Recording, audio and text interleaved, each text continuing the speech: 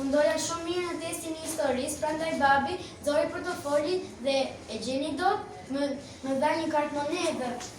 Mirë dhe Nikolas, dhe nesër vrit ç'të dua. Ku dalë, s'bën kështu i dashur, as duken tepër për vogëlushe? Jo, as pak. Ka ardhur koha që Nikolasi t'ia di vlerën parase.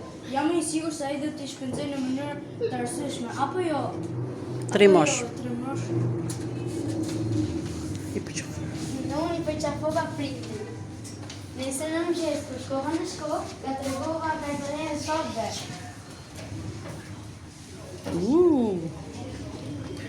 Po shiko more, çdo të bësh me të?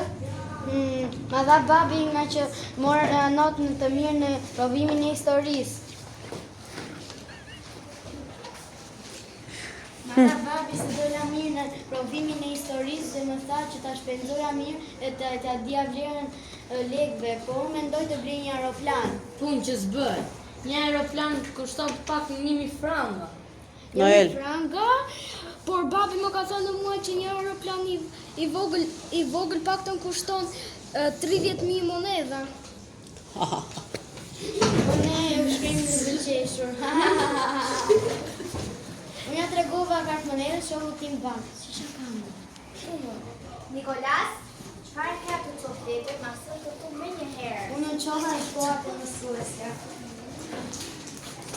Mësuesja duke hapur sytë, më tha, kushta ka dhënë të Po, çdo të bësh me këto para?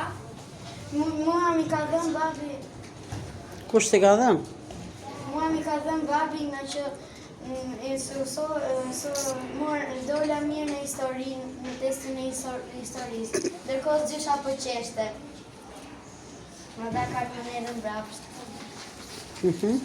Pushimin e gjatë? Në pushimin e gjatë, artesti shoku i bankës, përluan të tërë më erdhi dhe më tha.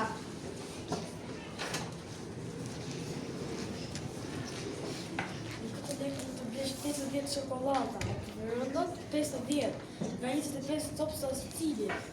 Moj vajza. Mendimi i shokut tim bakë artestit ishte një mendim i mirë. Mund ta mendoj, ndoshta edhe mund ta marr.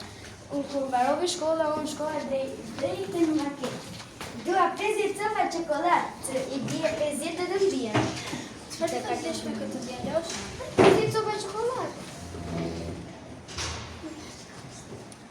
Vërtet mendon se 50 copa çokoladë mund të merresh me këtë? Po, Nuk e besoj. unë në mërzita dhe shkova të shtëpia.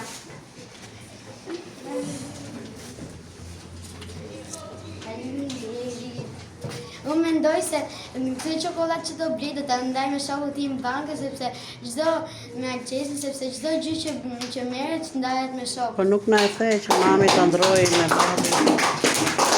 Haj, okay, bravo.